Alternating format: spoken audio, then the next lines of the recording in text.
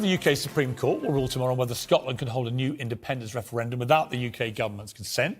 Legendary actor Brian Cox is back in the hot seat here and has been one of the fiercest and most famous advocates for breaking up the union. Brian, good evening. How are you? I'm good. Let me before we get into. Actually, ironically, I don't want to break up the union, but I've got another idea for the union. Go on. United Federation. What, explain. Independent countries working in Wales, Ireland, Scotland, and England, because I think England gets a lot of the tap end of the bath. I'm by nature an Anglophile. That's where I studied here in London, so I'm very disposed to that. What I just believe in is the independent states, but we come together as a united federation. Is that not what the UK is supposed to be? But it's not, because too many decisions are made on behalf of, like this major decision that's been made in Wales about this Chinese thing, whether it's supposed to be contentious. There's a dangerous element, they say. But the Welsh are getting no say in the matter, which I think is really wrong. So I'm all for... I don't want to break up the union because it's, we are the British Isles. But I want my country, not just my country, I want Wales, Scotland, and England to be independent. I mean, what's interesting, we had a lot of debate, obviously, about whether to leave the European Union. And a recent survey this week in YouGov says now only 32% of Britons now think it was the right thing to do to leave. 56% think it was wrong. That's a massive shift. Absolutely. But that was so corrupt. I mean, so rotten, the whole thing. And we, Scotland, voted 62% to stay. Yes, I know. But does that not give you pause for thought about leaving a collective entity, which brings with it at least, strength in numbers, is the argument? But the north of England, who have been systematically ignored time and time again, are getting, they're well cheesed off about the fact that they don't have enough say in their life, And you think of the great things that Andy Burnham's doing in Manchester, for example. And I'm all for the England expressing themselves in the same way that Scotland does, and that we come together in a proper federation where we contribute. We don't do that now because the rules are all set down here. And the problem, I think, if I was Scottish right now, given the utter fiasco of the way this government has behaved in the last 6 months alone, from Boris Johnson... We both agree upon that. Well, we went on Question Time and we did. Equally raged, but it has been completely shameful that we've had these three prime ministers now. Boris Johnson, total shambles, with all the nonsense he got up to. Liz Truss, unbelievably, for that short 44 days, even worse, tanking the economy, tanking the pound, tanking everything, and now we're picking up the pieces. And now Rishi Sunak has to try and repair all the damage. But if I'm Scottish looking at all this, I'm thinking, look at these London politicians behaving like reckless casino owners with our money, and we have no real say over what these people are doing. That's my point. You've just made my point. Well, I agree, but I see that's where I have sympathy. No, and that's the whole point. But the problem is that systematically, again and again and again, we'll have those guys and those gals making those decisions. I don't know what's going to happen in the next election. I suppose that probably Labour will get in. But we need vision. We need real vision. And those creatures were just Who do you see out there that you think is actually an impressive politician who might have a vision? Well, I believe in Nicola Sturgeon. Yeah. I do. Yes, I do. I think, and they've had a lot of problems up there. You're right. Don't get me wrong. They've had a lot of problems. But I do trust Nicola. I think she's the genuine article. I mean, I'm going to say, in her credit, she's always faced the music. I've done many interviews with her, often quite hostile. She always comes back. She doesn't duck interviews like Boris did for so many years. Yeah. She's divisive, but she certainly has what I would call leadership skills. Exactly. And she's a great leader, and I think she will lead us. But as I say, Piers, and I really mean this, and people say, oh, you go on about independent Scotland. I'm interested in the countries in this country, in this kingdom, so-called United Kingdom, being separate, being individual. So completely autonomous, but they also are part of a federation. Exactly. That's exactly what I feel. But in the federation, I mean, who would have any power in that? Would it be equal powers? No, it would be equal power, and there would be... What would the federation decide that the independent, autonomous countries couldn't decide for themselves? Well, most of the stuff domestically they could decide for themselves, but when it comes to the interchange with each country, then they would have to come to some kind of agreement. It won't be easy, but it never is. What do you do, for example, about currency? Because it would take you years to go back into the EU, which is still, I think, what more Scots would prefer to do. But it would take years to facilitate. Well, the Bank of England have said if you leave the UK, you can't have the pound. So what do you do? It's practical level. What do you do? Well, it's a thing that one has to encompass. You're going to have to deal with it one way or the other. But then again, we didn't go euro. We kept the pound during this whole situation. So we never made that. We never made that transition. I don't know what would happen in terms of. But then, if we had a united federation, we would come to some decision on that very subject. That's what we. And what about the border? Because we've had this nightmare from Brexit of Northern Ireland and what to do with it. There's this belief that if Scotland really wants independence, you've got to sort of rebuild Hadrian's Wall. Are you going to be standing there with your marauding armour, fending off the invading English? No, that's. The new William Wallace. You got a bit of Wallace about you. Yeah, I know. I actually played William Wallace on television 100 years ago. Perfect cast. But no, I think that. But what do you do? Practical level. What do you do about a border if you are a genuine independent country? How do you deal with a border between Belgium and France? How do you deal with a Belgium between France and Spain? Would you have a physical border? You would just have the border. It would be there. It would be at Hadrian's Wall, which is a natural border. Do you think, when you go up to Scotland, what's the mood about, would you say? Because the polls at the moment do not see a majority in any of the polls for wanting to have an independent Scotland or indeed another referendum. So why do you believe you're nearer to it now than you were? Well, I just think because, certainly in Scotland's, it changes daily, because there's always... And the Scots are notoriously contentious. They can be very contentious, the Scots. I know because I am one. I was watching Peter Capaldi the other night, and he said, the great gift of my family was family and sarcasm. And I think that's very true. Sorry, what was your question again? No, my question is, the mood, what is it about the mood in Scotland, do you think, which makes you think the polls are wrong? Well, like people do want to have a genuine independent country. Because we've seen what's happened recently, which has been pretty horrific, with Johnson, Truss, very briefly. Did somebody else come in? Well, it's now Richie Sunak, So, and that party has just gone from worse to worse to worse to worse to worse. So we don't want any truck with that. We're like Blanche de Bois. We're always depending on the kindness of strangers. And in a way, we just need to be able to form. And also it's to do with culturally who we are. We're culturally different. We're not the same. And, when I grew up in Scotland, it was North Britain. And the great thing about Scotland, and the SNP party was regarded as a joke, but they have moved towards. You see, why I became part of Scottish. I don't like the word nationalist. I've never liked the word national, but I believe in Scottish independence. Nationalist is too contentious a word for me. But when Blair made the whole fiasco, which we're still suffering from in the Middle East, and he got into bed with, Cheney and Rumsfeld and the puppet, as he was really, Bush, and Halliburton and oil. I just thought it's so obvious that this is a corrupt thing that's happening, and we should not be part of it.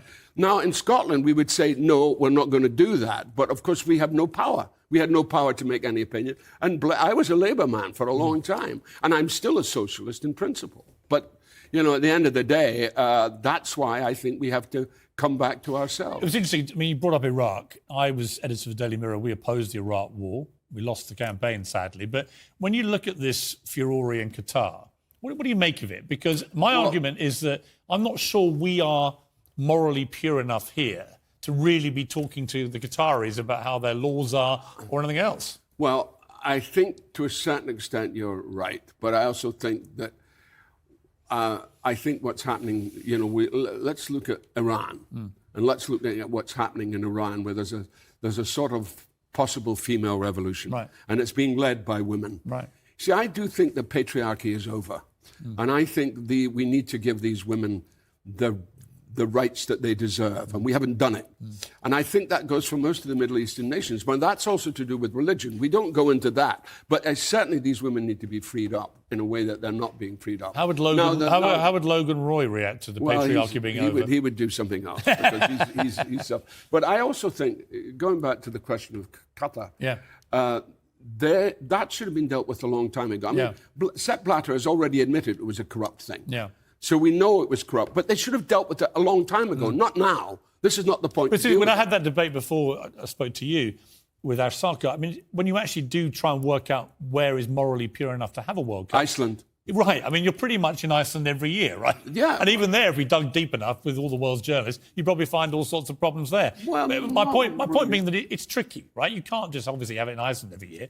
You could. Well, it's not every year, it's every 4 years. But why shouldn't the Middle East have a World Cup? Well, no, I think they should have a World Cup, but there's a lot of stuff that's gone on. I mean, the Saudis beat Argentina yesterday. Incredible. But then think of what the Saudis did to that journalist in Turkey. Of course. Exactly. So they're But is that any more morally repugnant than us illegally invading Iraq? Well, we haven't done that kind of thing. We haven't actually. Well, we illegally invaded a sovereign country and 1 million people died. That's what we did. We did it. I mean, I'm not sure there's a moral difference, to be honest. Yeah, but just because there wasn't a moral difference doesn't mean to say you have to not abandon that issue and just saying perhaps there needs to be a bit of morality in dealing with things. Let's take a short break. I want to come back. You're a Manchester United fan.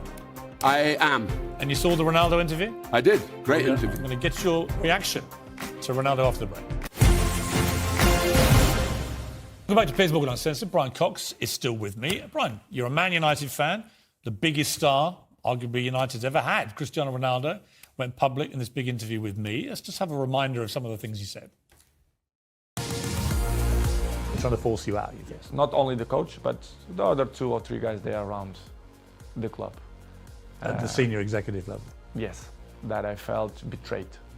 I don't know what's going on, but since the Sir Alex Ferguson left, I saw not evolution in the club. The progress was zero. The Glazers, they don't care about the club. The empathy with the coach is not good. I'm honest. You don't have a good relationship with him?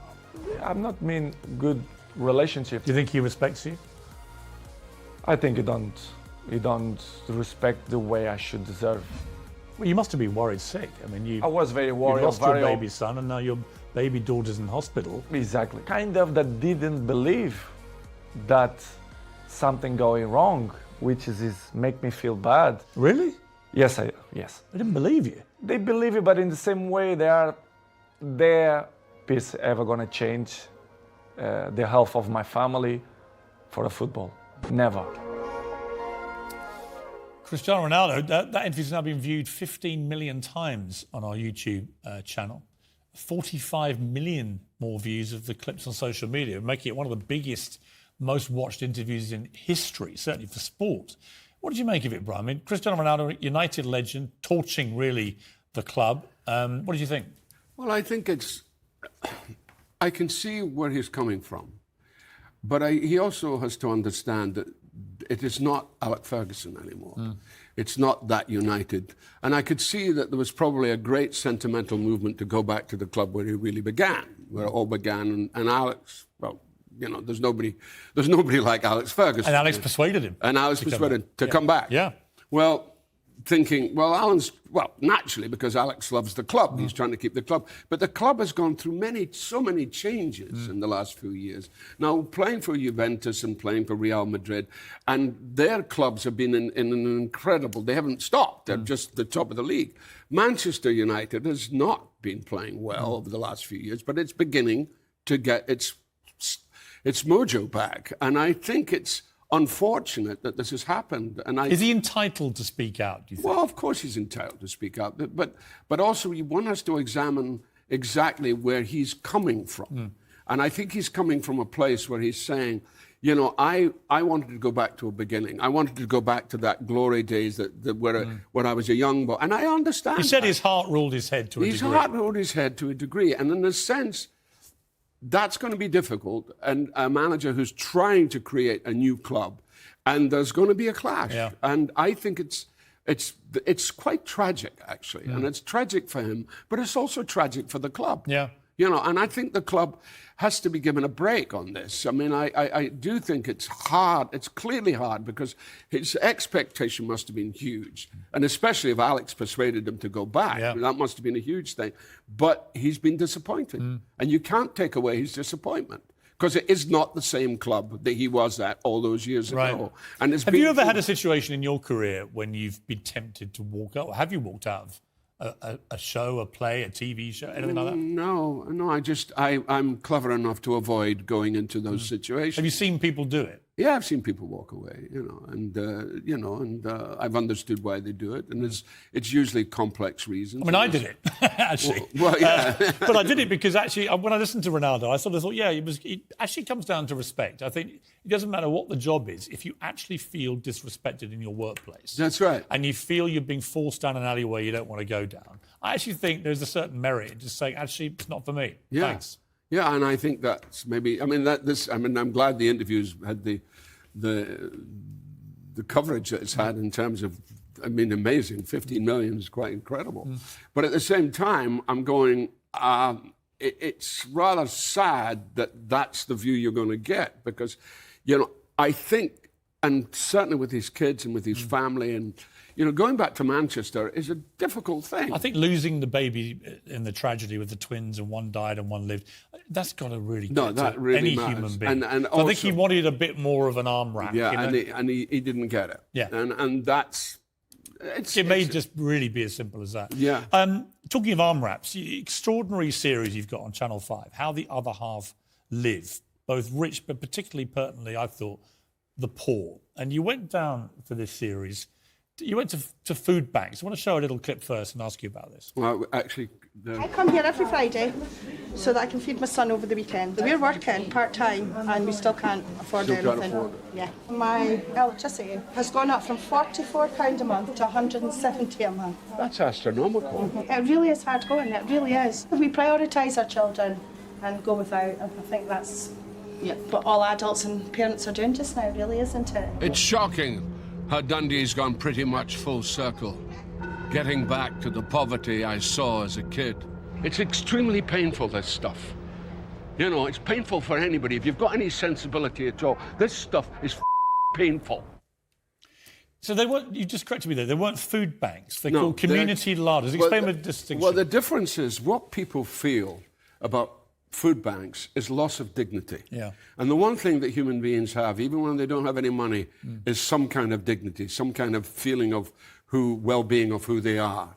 And what the community larder does is it charges the minimal, but it means you're paying for something. So there's a transaction. You're not being given it. You're not being given it, and it's not begging, because a lot of being in food banks feels like begging. And the fact that they're being constantly legitimized is really irksome to me.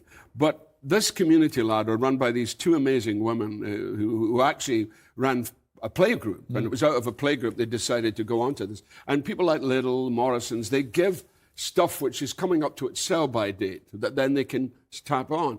And the thing that you don't see in the program, which is one of my angers with my editors in that, anyway, that's neither here nor there. But the thing you don't see is a guy who came in at the community larder. He was called Peter Leith. He came in and he was a frail man with a stick, and he had a sign on his arm. And I said, "So you do this for your family?" And he said, no, I do it for people who can't get here. There was 15 people he did it for, wasn't it? Yeah, that's right. He said, "I do it for them." He said, and I said, "Really?" He said, "Yeah." I said, "That's amazing." He said, "I do sort of 5 a week. I do different groups, people who can't, older people who can't get down from the high rises." I said, that's extraordinary. And I said, "So what's this sign?" He said, "I'm blind." And I just almost fell off my chair. I just thought... But you got quite tearful, actually. I did, because I just thought the heroism of this guy, this guy's a real hero. And I just thought, wow, this man has really given something of his life to this horrible situation and trying to make it better for other people. So many people in this country, in the whole of the UK, are now literally on the poverty line. Yeah. And it's probably going to get worse before it gets any better. 11% inflation, this energy crisis, the war in Ukraine, all these things conspiring, the fallout from the pandemic. You saw at the sharp end. I mean, you went back to your hometown and you were horrified by what you found. what do we do about this? It's a big question. It's a big issue. I think independence would help. Do you? In Scotland's case? Certainly in Scotland's case, but I also think elsewhere it would help. I mean, it would only help if the economy was revived. That's right. And many economists think that Scottish independence would be bad for the Scottish economy. No, well, I would argue with that, but I haven't got the time to do that here. But no, I mean, I feel that we're going from bad to worse. But we've again and again and again, we have neglected our own. And it's suddenly at a bad time now when everything is against us, the cost of living crisis, what have you, the war, the pandemic, what the pandemic has done. But even so, their lives haven't changed. The budget didn't help them, those people, and it never does. It never does. It never looks to the poorest. We don't concern ourselves with that. They're an embarrassment. Let's put them over there. But now, and why I wanted to do this program, was to bring it to the fore and say, these people matter, and we have to do something about it. We have to have some attitude that we haven't got, that we've kind of elbowed so long, for too long, actually. And that's what I feel. It's powerful stuff, and I commend people to watch it. How the Other Half Live on Channel 5. Can't let you go without asking you about Succession, one of my favourite shows ever in the history of television. You've got a new series coming in the new year. Can you tell me anything, or do you have to shoot me? Piers, I don't have a gun. But if I did, you'd have to be shot. Is Logan Roy in Series 6? Well, there isn't Series 6. We're only Series 4. I know. That's a trick question. Oh, I don't know. I mean, let's see what happens. I mean, in other words, does he survive this series? Well, it's 4 you're doing now, so it's BB. Yeah, he'll survive this series. Yeah. No, there'll be no problem. There's no death we have to. No, none of that. That's all speculation and nonsense. No, I mean, there's a lot to be dealt with in terms of who's going to take over, and there's a lot to be dealt with in terms of the writers and where they can go with it. See, the great thing about Jesse Armstrong is he doesn't stay too long at the fair. Right. Because each season has topped the last season. So we have to keep topping. But it reminds me of Aaron Sorkin on The West Wing, where the first 4 seasons were fantastic. Then he left and the writing collapsed and the whole thing. And that's what we don't want to happen. Yeah. Would you rather end on a high? I would rather end on a high. Yeah. And leave them wanting more, not less. Yes, and there's no names, no pacto, but there's a show called Billions, and Damien Lewis left, and they're still going on with it. Yeah, I know. But it's over-egging the souffle. That's what I would call. A wee bit. How many times a day do you get told to tell people to F off? All the time. Like a dozen times a day? I was at the Scottish BAFTAs last night, and I couldn't get away from people. And of course, as I said before, it's the best thing to tell people. Yes. Because when you're fed up with them, you go, oh, fuck. You can say it, we'll bleep you. Oh, don't bother me anymore, just the off. And finally, as a Scot, who do you most want to win the World Cup, England or Wales? Or somebody else? I have to reserve judgment on that. Oh, come on, Tom. Get off the fence. No, I'm not. I can't do that. Do you want England to beat, say, the United States? I think I'd like to see England do well because I think he's done a great job. Southgate. Yeah, I think he's really done a great job. And there's some great players. We've got a few good Arsenal players in there. Yeah, well, Saka, what a player. Tremendous. I was worried about him because he got... a couple of games ago, they took his legs from him, and I thought, God. He's made a tough stuff at Arsenal. Yeah. Brian, brilliant to see you.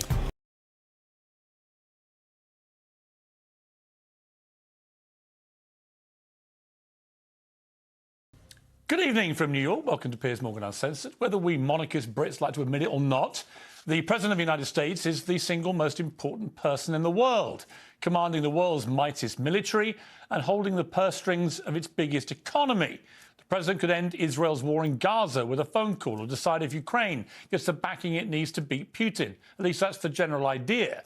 But the current Commander-in-Chief is 81, seemingly going on 181 after a lifetime of distinguished public service as a pragmatic politician and, in my view, a thoroughly decent human being. President Biden looks increasingly unfit for service. And with the president in visible decline, his re-election campaign is, transitioning.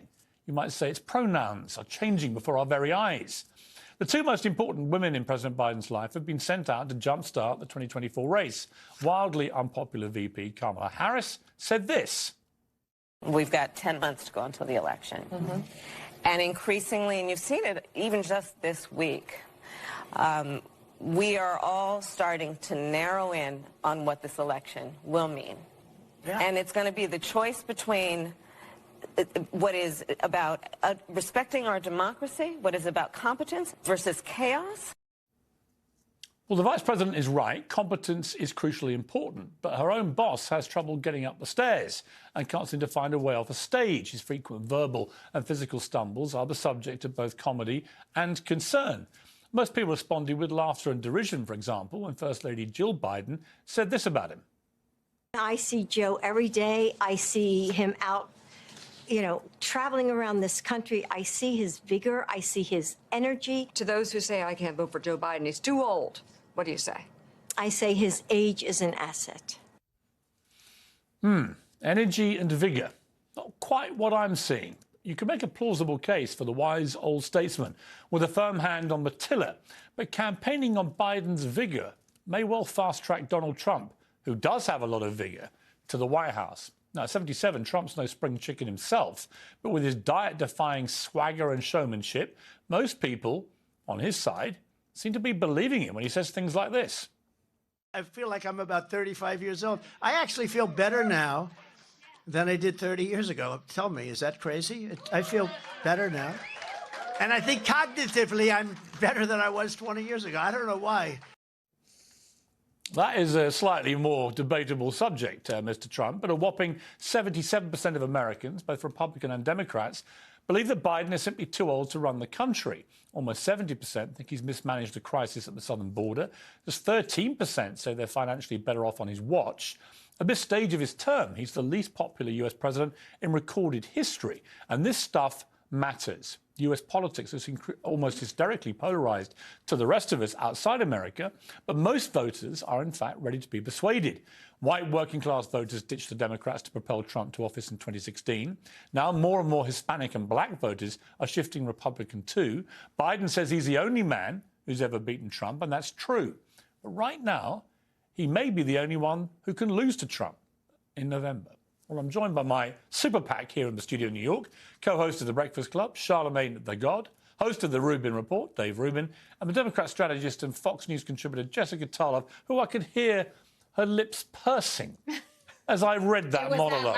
That loud? I could feel them pursing. I appreciate, though, I saw you tempered it a bit. Whoever put it in the prompter was harsher than you were. I could feel the pursing. I was reining back in real time. Let me start with you, Jessica, because I like Joe Biden personally. Yeah. I think he's got a lot of very admirable qualities as a human being, and his own story. You know, the fact he lost his wife and a baby when he was just a senator. He then lost another son. Anyone that can do that and still do the job he's doing will always have my admiration. But there is no doubt he is in real trouble here. Is there any doubt? I mean, can you paint a picture that isn't as grim as the one I painted? Oh, I definitely can do that. And I've been preparing for 3.5 minutes to get a chance.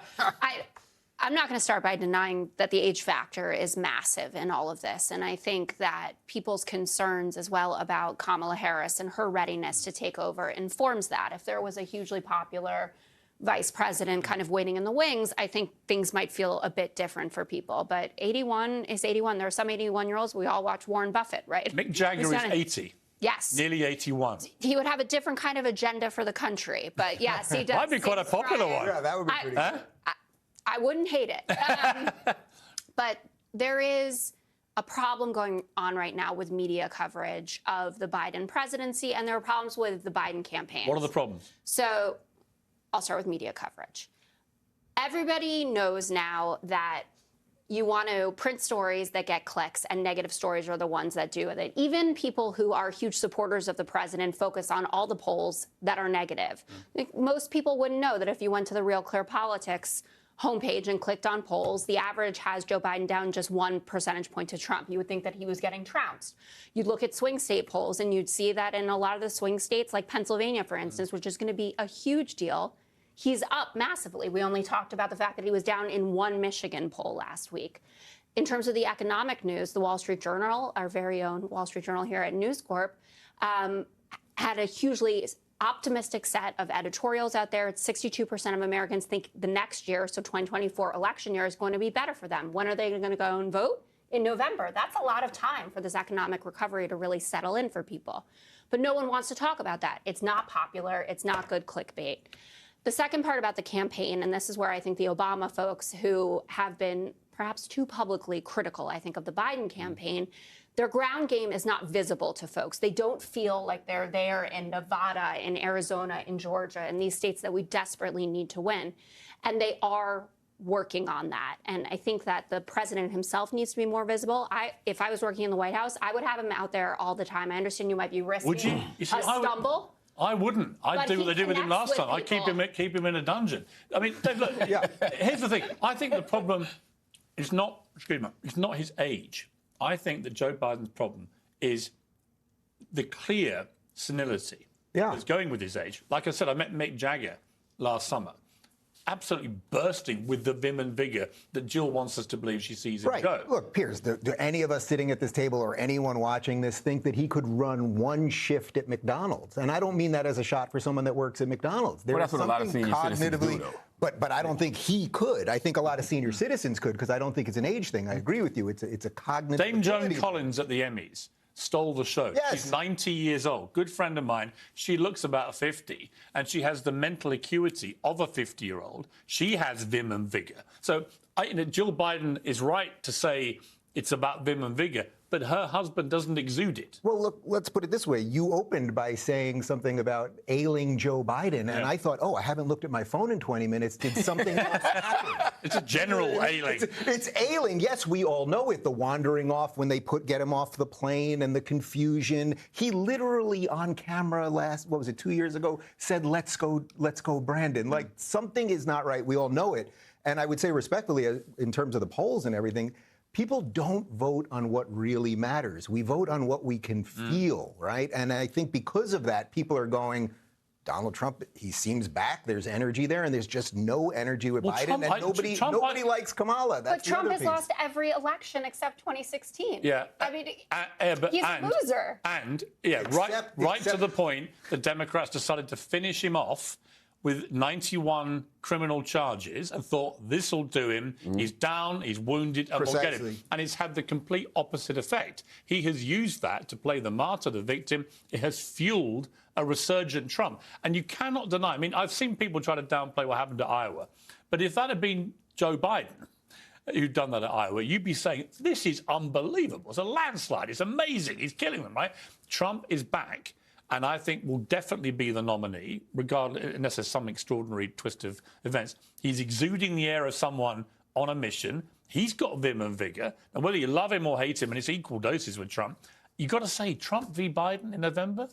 I could see Trump winning that. Is there anything about Iowa that makes you say maybe Republicans should pivot and go to somebody like a Nikki Haley, maybe? Like when you see that she picks up, a lot of Democrats, a lot of independents, do you think that they're doing themselves a disservice by maybe not getting behind her? Possibly. Because the GOP is going to fall in line, and she's somebody who seems like they can pick up votes from both sides. Yeah, I mean, but you yourself made news by talking about the vim and vigour claim by Jill Biden, didn't you? I mean, you're not... I don't see the vim and... You're not... vim and vigour or whatever it is. Yeah, and I had a great time on your Breakfast Club show yesterday, and it was really enlightening conversation we had.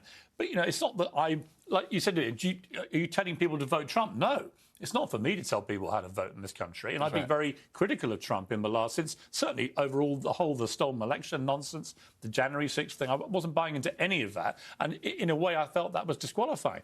But we are where we are. It didn't disqualify him. He could actually go to prison and still be president of the United States constitutionally. So we're into completely uncharted territory. All I do feel is the more the Democrats have tried to kill him off, particularly with all these criminal charges, the more that even Republicans that don't like him have gone, you know what, it is a witch hunt. The Liberals are trying to nail this guy. He's one of us. We're going to back him. And so it's been self-defeating. A bit like the Russia collusion thing. Yeah, I agree with that. And I think the interesting thing is if you're going to use language like, this is going to be the end of democracy as we know it, then there needs to be a sense of urgency. Like you said, when is the ground game going to start? Why is the ground game just starting now if it's going to be, the end of democracy? And I think that's what scares people, too. If we see the clear and to me anyway, the clear and present danger that could be a second Trump presidency is the Biden-Harris ticket a winnable ticket. I'm a person who voted for Joe Biden in 2020, so I don't think it's anything wrong with asking that question. Do you think it's a winnable ticket? I don't know. When I look at the polls, I don't think so. You know, I think that a 60-plus-year-old... No incumbent president with this poll rating that Biden's currently at in the low 30s has ever been re-elected. Yeah, I mean, when I look at it, I don't think so. You never know. You can say it's 50-50, but I think a 60-plus-year-old Joe Biden, you know, with the things he's done as far as, like, you know, the infrastructure bill, even the student loan forgiveness, you know, the way the economy is now, I think a 60-something-year-old Joe Biden... He also said to you on your show, which again made headlines, make a lot of headlines, Charlotte, I'm jealous. But he said, if you're black and you don't vote for me, you're not black. He meant it as a joke.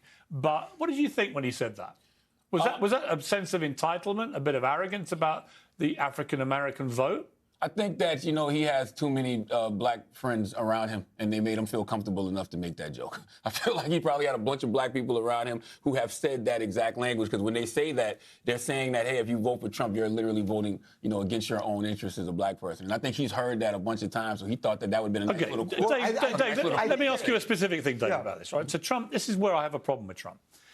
Every time I sort of, you know, he makes me laugh, right? He just does. When he said that thing on the eve of Iowa, that even if it kills you, come out and vote it, you've got to laugh. Right? And actually watching people leader of the free world. But watching po-faced liberals lose their minds when he does that stuff makes me chuckle, right? I see myself as pretty down the middle, but I think he's funny and he can make people laugh. But when he says this, I don't laugh, right? He said the President of the United States on Truth Social yesterday, the President of the United States must have full immunity, without which it would be impossible for him or her to properly function. Any mistake, even if well-intended, would be met with almost certain indictment by the opposing party at term end.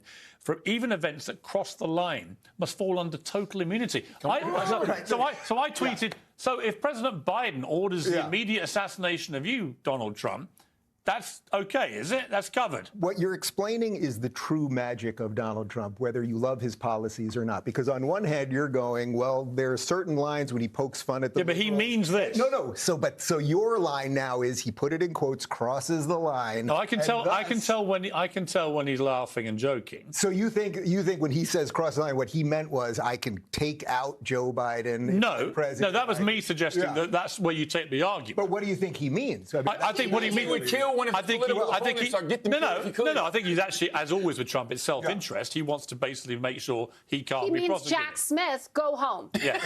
That's what he means.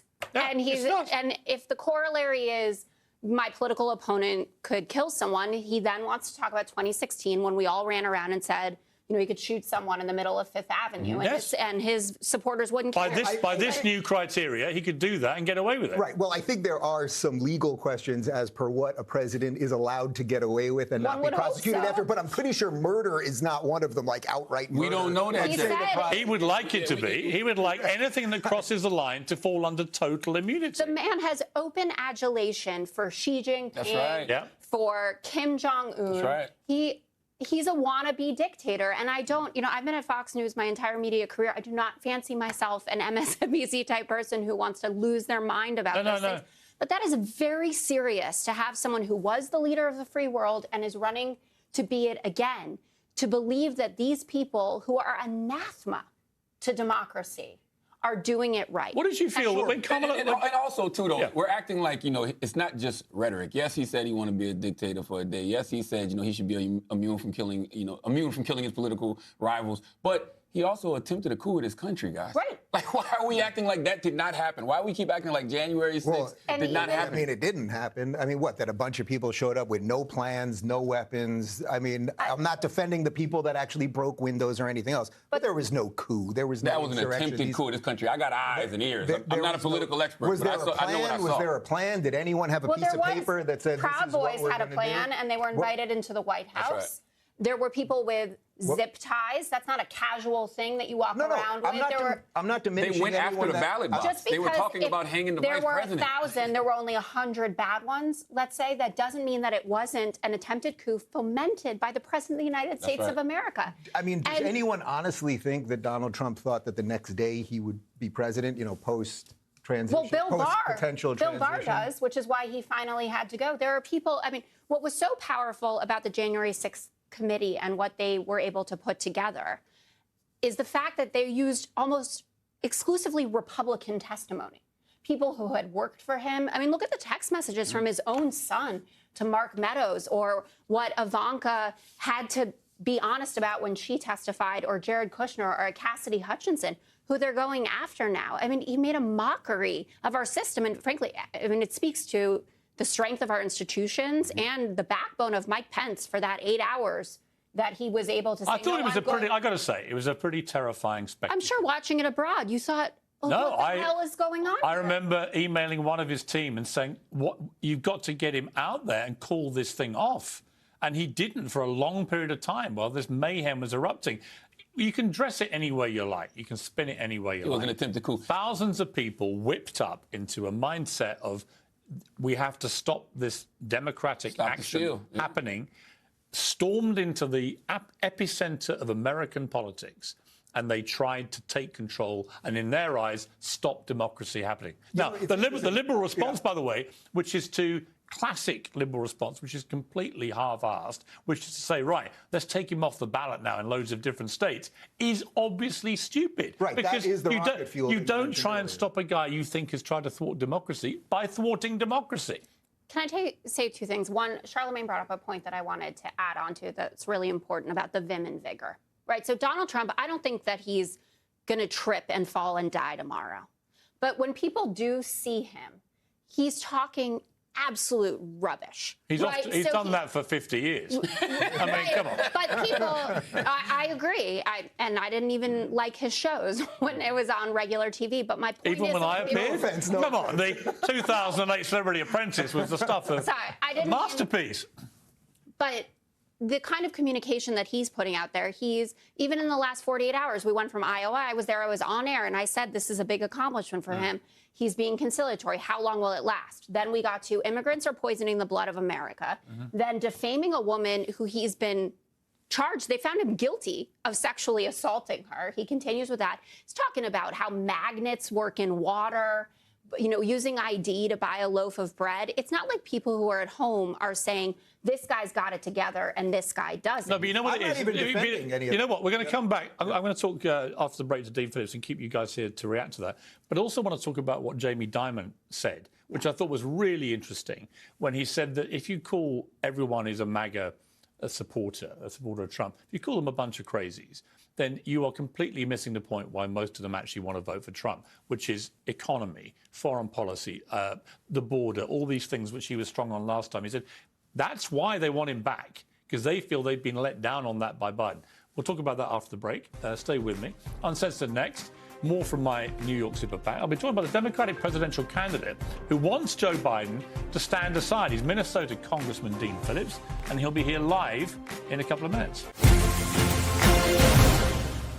Welcome back to Piers Morgan Uncensored, live from New York City. Democrats are privately fretting about President Biden's disastrous polling in the race for the White House. Very few of them are prepared to say it out loud. Only one elected Democrat has been bold enough to run against the incumbent president. And U.S. Representative Dean Phillips is that man and joins me now. Well, Mr. Phillips, thank you for joining me. I guess the first question for the global audience is, who are you and why do you want to be president? Who am I and why do I want to be president? Well, I'll tell you my quick story. I lost my father in the Vietnam War. He was a soldier who served his country and gave his life to our country. I got very lucky. 3 years later, my mom remarried. I was adopted into a remarkable family. One of many blessings, including business, philanthropy. My grandmother was the advice columnist Dear Abby, entered our family business, built Belvedere Vodka, then sold that, built Talenti Gelato, the ice cream brand. And Piers, I woke up the morning after the 2016 election. I found my youngest daughter in her bedroom in tears, and I recognized life has changed in America and around the world. I promised them, my two daughters, I would do something. I ran for Congress. I flipped a district that had not elected a Democrat since 1958. And I beat an incumbent who had won by 14 points. I beat him by 12. And I got to the U.S. Congress in 2019 and found an unmitigated, dysfunctional disaster that is easily fixed with good leadership, Piers. And you ask why I'm running for president? Well, the overwhelming, exhausted majority of Americans, center-right, center-left Americans, common-sense people, are tired of this. They want to turn the page from both Trump and Biden. And I tell you, I tried to get the president to pass the torch. I called other candidates who are better known than me. None of them would do it. So I thought it was time for courage. My father gave his life to this country, and I entered the race because if not now, when, and if not me, who? And I got to tell you, Piers, it is a joyful journey, and Americans are not as divided as Angertainment would have us believe. And I'm going to make change in a common sense, decent way that engages Democrats and Republicans and moves beyond this dangerous nonsense. Well, look, everything you say makes perfect sense, except this. Joe Biden, if he doesn't stand down, will be the nominee. Now, twice in post-Second World War history, there has been an incumbent Democrat president who has done that. You know, Lyndon Johnson did it, and there was another president who did it. They stood down and didn't go forward. But if Joe Biden doesn't do that voluntarily, you have no way in. Well, Piers, I don't buy into that. I'll tell you, I've spent my life, my professional life, disrupting businesses and categories, trying to disrupt the U.S. Congress that is in desperate need of it. And that's why I'm doing this again. As long as American voters actually get out and vote in the primary, anything is possible. Joe Biden's not a bad man. He's a good man, but he's 81 years old. He's facing the lowest approval numbers in American presidential history. Every poll he's losing, including the battleground states.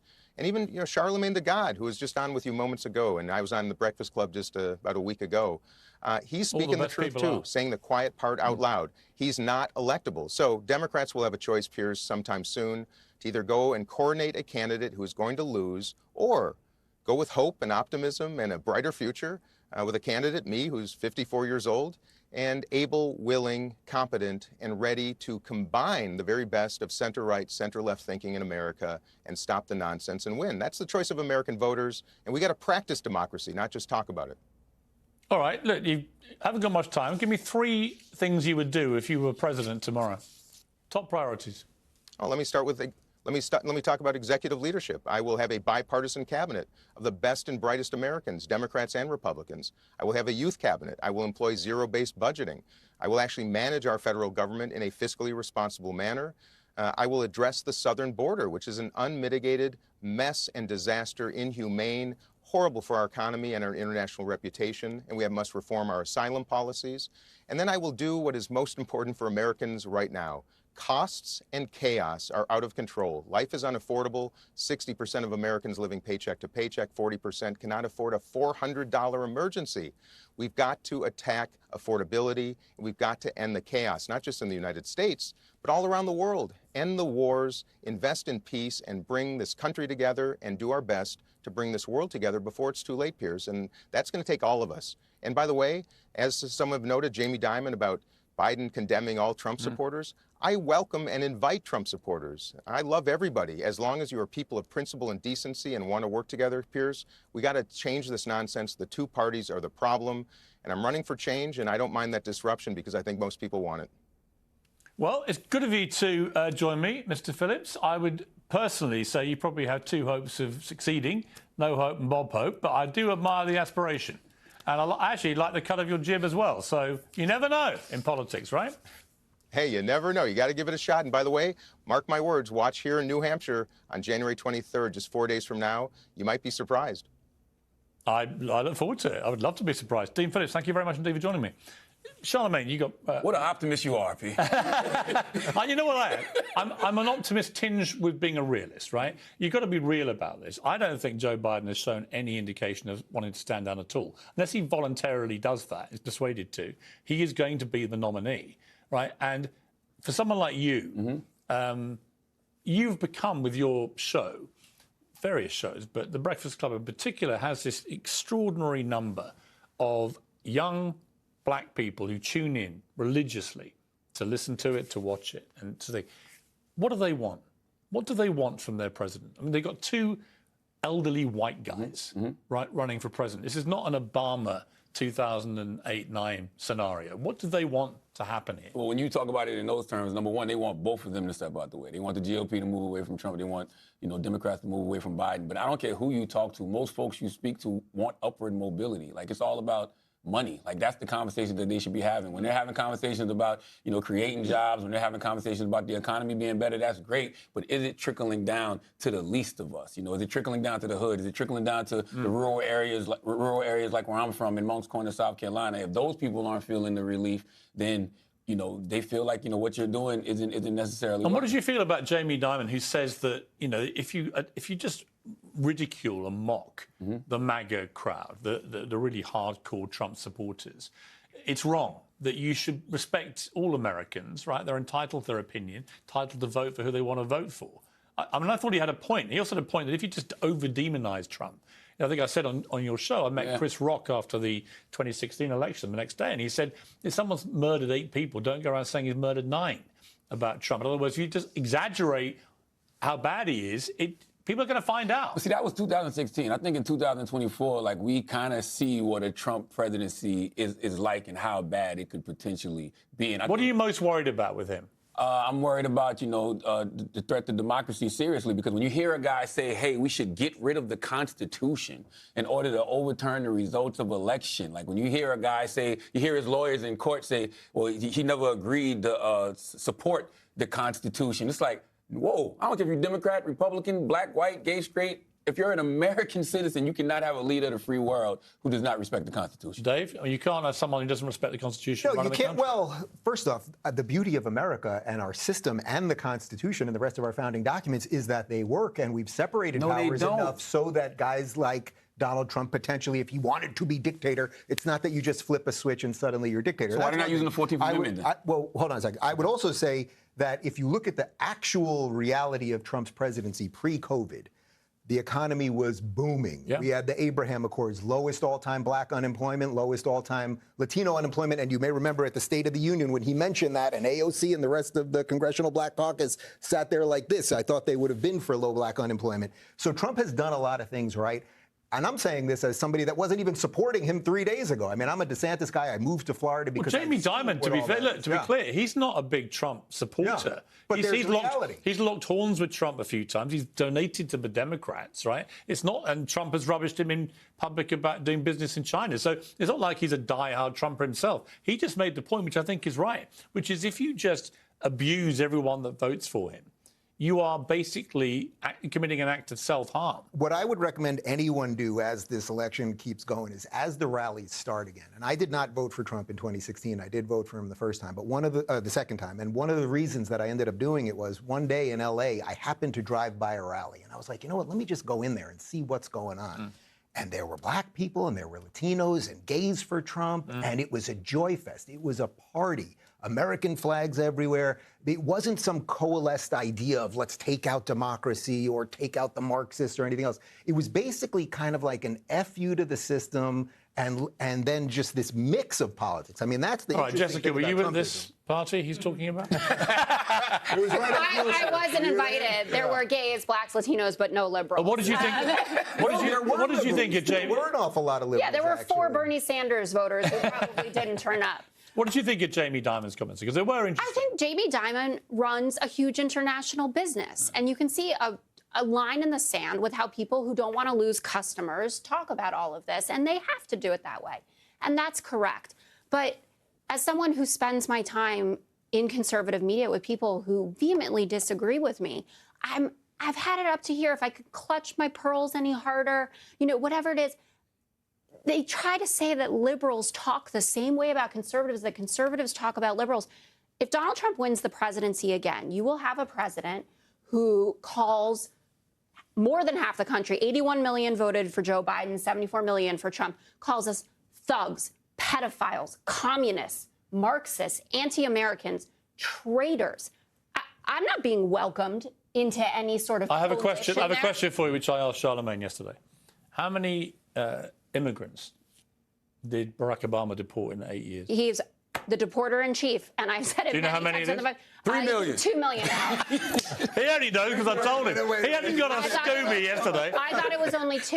It's over 3 million. It was the greatest number pro rata of any president in history. Yes, and it did not hurt him with Latino voters. I say it all the time on the 5.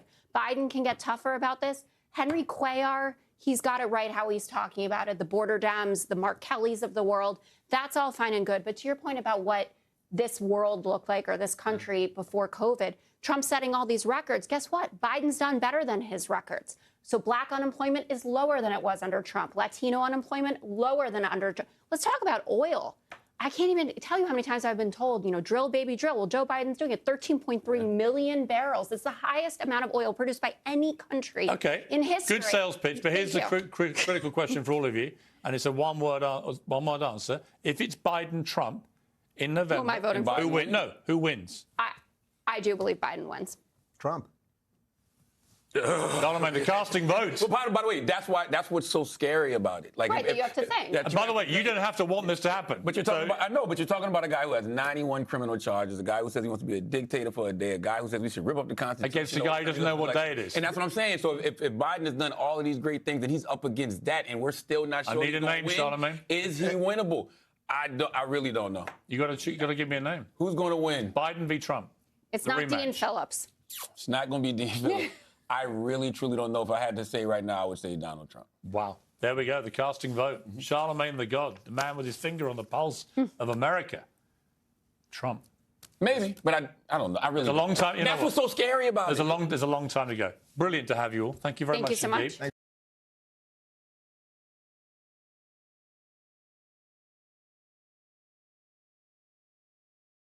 Welcome back to Piers Morgan Uncensored. Danny Cipriani is one of England's greatest rugby talents, playing for England, Gloucester and Bath, among others, and doing it with such flair and brilliance. But it was his life off the field that dominated many headlines. His challenges with addictions and relationships with celebrity girlfriends put him back on the front pages as much as rugby put him onto the back ones. In his new book, Who Am I?, he shares the truth behind those headlines. And I'm delighted to say I'm joined by Danny. Now, Danny, great to see you. Love the book, love the honesty, love the fact you just gave yourself as hard a time as anyone else has ever given you. Yeah. But you kind of self-explored at the same time about who you are. And it's interesting reading it because I'm not going to compare you to Russell Brand, but in certain parts of his story, there are parallels. One, he rises and becomes this huge sort of celebrity figure. He's a bit of a sex addict, and you talk very openly about that in your book, and the way he talks about all the women he's sleeping with and so on may be unthinkable to a lot of people. To you, you're like, yeah, well, I've been there. I've led that kind of very promiscuous life.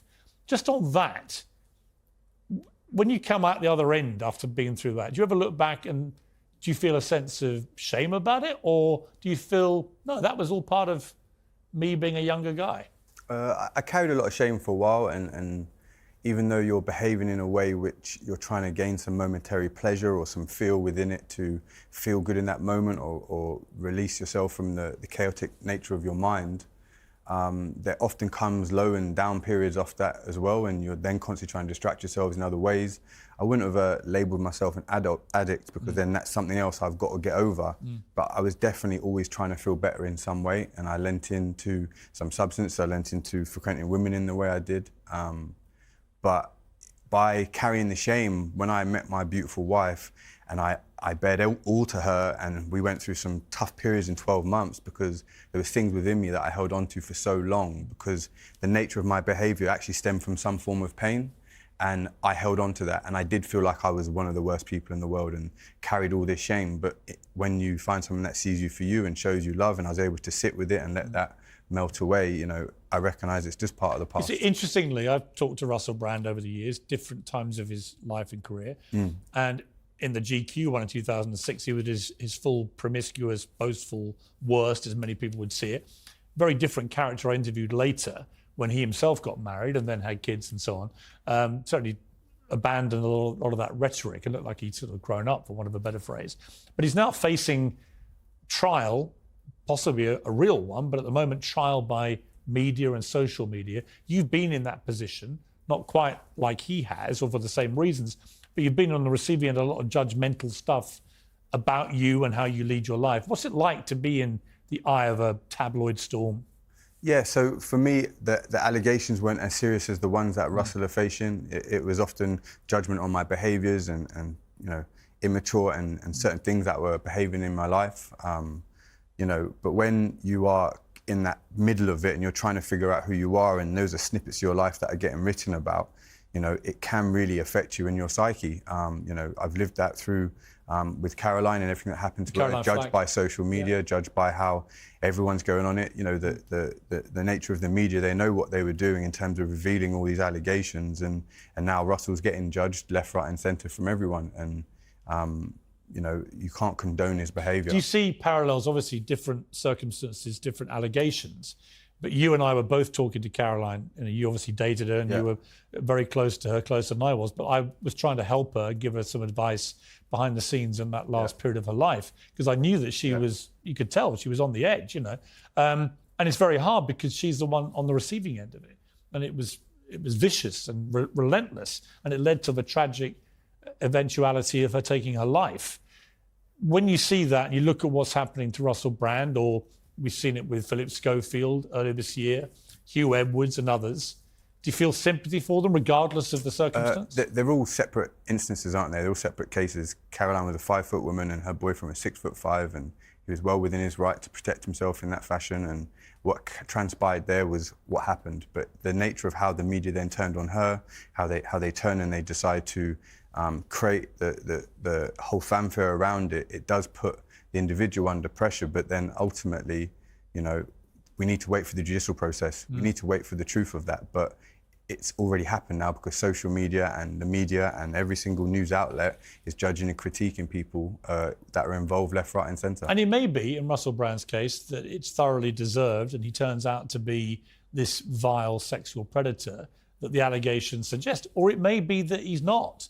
And I just don't think we're quite there yet, because it's one version of events put forward by these women who should absolutely be listened to and respected, and they should have their say. But he's also entitled to defend himself, if necessary, in a court of law. For sure. The only thing I can relate it to recently is the excerpts on my book and how people took certain snippets and created stories on the back of that. But when you read the whole book, it's a very different story. In this sense, we need to wait for the judicial process and let that go down the line, because ultimately everyone now has a judgment on Russell, left or right, and it's splitting people. It's creating a real negative soundbite in our nation. But well, it's very tribal, isn't it? Everyone's taking a view. Everyone's got to be one side or the other. I'm kind of in the middle, right? I'm not defending him, but nor am I saying he should be automatically cancelled from everything, because I don't think we've gone through proper due process yet. Yeah, you can't condone the allegations whatsoever. They're very serious. So it is important that we let the judicial process go ahead, as you said. You have a strange connection, not strange, it's just a connection, but you went out with Kirsty Gallagher, the TV presenter. Her sister is married to Russell Brand. Have you had any contact with Kirsty about this? I haven't, no. I met Russell, and he was a lovely guy, and he obviously had turned his life around. But at some point, we need to find out more of the facts later down the line, rather than the trial continue in the fashion that it is. Very hard for Kirsty's sister. I mean, she's pregnant. Yeah. They've already got 2 daughters, I think. Very tough for her, isn't it? Yeah, for sure. It's going to be a tough situation for all involved, and all it's doing is creating negative sound bites and negative conversations and more stuff in the media that people are going to just create more judgment and more critique on the whole scenario. We need to remember that the victims involved in allegations that are serious, but we also need to wait for the due process rather than sitting here pointing fingers, making judgments, because ultimately that's the nature of the media and what they create. It's actually social media is a bigger problem, because everyone's got an opinion. They all want to spew their opinions. They're incredibly judgmental, and there's no real restrictions on what people can do on social media. They can say what they like. I mean, I've seen people say the most terrible things about people all this year that I've known. A lot of it totally inaccurate. Yeah, but the social media wouldn't kick in if the mainstream media didn't print the stories in such an early fashion in the way they have. And it's not. This isn't a story. These are people's lives at risk. The victims who have the allegations have been made, and also against Russell. So rather than this become another story and another drama, we should wait for the judicial process, and we should wait for that to play out, because people's lives on both sides are all going to get affected. You were my kind of sportsman. You played with flair. You were different. You didn't play by the normal rule book. You got into trouble a few times. You were a bit of a naughty boy. All my favourites, right? From Ian Botham to Ben Stokes to Gazza to George Bett, whoever it may be. I like sportsmen that are slightly flawed, if that's not a disrespectful thing to say. And reading your book, I love the fact that you're all those things, but also slightly vulnerable. I mean, when you got to the end of the book, what did you feel you learned about yourself? For me, it was a very revealing process of going over times that I you know, for me, the sport part was easy. The training was the fun bit, the games was the fun bit, and I felt very in flow. I felt very in the moment, and I could go and express myself and play at an extremely high level. But my life off the field was disrupted a lot because of my own upbringing, my trauma involved, and everything that I'd been through. And also, I was going through life alone. I didn't have much port of call to turn to. So I was figuring out a lot of things on my own. So when I look back and went through the whole book and I was able to share and express from a loving place and the wisdom of the experience, it was really cathartic to be able to release that, because I wasn't feeling the same constraints or the confliction that I felt at that point. So it shows that through time and moving on, you can let go and turn your pain into purpose and turn that into love. Do you wish you were in the England team playing in the World Cup? I'm enjoying watching it. I'd always love to be involved playing at some point, but for me, you know, I'm enjoying watching it, and I'm enjoying this whole process and everything that's coming my way. Well, you know, Danny, a lot of people had views about you, good, bad, and ugly. And when I read the more negative stuff, I judge people how I find them. Right? You and I have had a lot of sort of chat over the years. Yeah. We don't really know each other, but we just have. We had various connections, Caroline and others. But the thing that I remember most about you, I had a friend of mine from my village called Wayne, who had terminal cancer, and he put on a rugby day to raise money for a cancer charity. And I just sent you a message saying if there's anything you could offer for the auction. And you sent a huge bag of stuff with your shirt, your boots, some tickets to games. It was a whole load of stuff, just like that. And I judge people how I found them, and you're one of the good guys. And he massively appreciated that and raised a lot of money off the back of it. So thank you for that. No I've problem. never had a chance to say it publicly. I appreciate it. But I appreciated that. No. And I love the book. I think the book, it's called Who Am I? I think the answer is you're probably a bit flawed, like all of us, but you're essentially a good bloke. And you've ended up in a good place. Very much so. And if I'd been running the England rugby team, you'd be there in the team. I appreciate Dazzling like you always used to. It weren't too bad, was it? It was great, mate. You were a great player. Good to see you. Cheers, and you, mate.